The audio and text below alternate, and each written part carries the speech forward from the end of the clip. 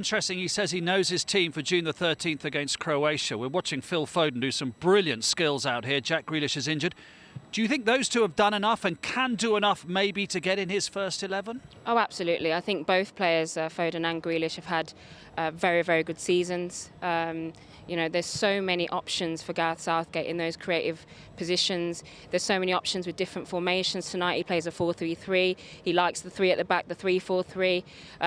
You know, does he play with out-and-out wingers, Sterling and Sancho or Rashford? Does he play with the 10s with Grealish and Mount and Foden? There's so many options in those positions, and I think that's a very good position for Southgate to be in. Well, that's where the depth is in, isn't it? In these attacking, we're all watching this as well. In these attacking positions, what did you make of him saying he knows his team? Could that send out the wrong message to those who may perceive they're outside of the team at the moment, that they can't get into it? You probably would think that, but I think that what was quite interesting, what he said, is that tournament experience would be quite good for you. So you have to look at someone like Jesse Lingard, who is at a resurgence. You know, the work he's put in to get himself in a position to get to West Ham, hit the ground running, to get himself in the squad. You have to say that his time may have come, you know, in respects of him getting in. But you say, you know, just because he knows his team, it shouldn't make any difference to anyone, because things can happen before that. You've got to do what you can do to get in there.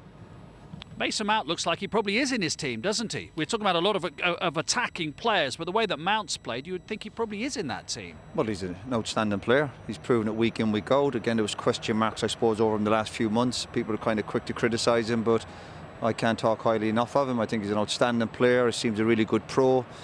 He affects the games. He's got a goal in him. He's got an assist. Seems a decent, honest pro. The most important thing for any manager, when we're talking about the attacking players, is to have options. And Gareth is a lucky manager. He's got great options, but of course he's still got to get it right in terms of trying to win this tournament coming up. Yep, it is quite some depth, isn't it? In a way that England probably haven't had for a long time in those attacking positions, which is where England's strengths are. We know the issues at the back, but at the other end of the pitch, England have got a lot to be thankful for. Yeah, I can't remember a time when there's just been so many players to choose from for so few positions. And I think whichever way Gareth Southgate picks, someone will be left out that's in form. Which is why I sometimes think managers back themselves in a corner when they say, well, they're purely picking on form. Some positions will be reliability, trust. Some positions will be form. I think for those attacking positions, he has to look at form. It's a shame for Jack Grealish he misses out this evening when the competition is as hot as it is. Yeah, but Jack Grealish comes back and plays like he's been playing up to the point before he got injured. Jack Grealish should be, for me, at least in that squad, fighting for a position. I personally feel that someone like Phil Foden would probably be in that 11, and it would be out of them two. If anything, God forbid, happened to Phil Foden, you'd like to think that someone like Jack Grealish, with his creative ability, could get into that 11.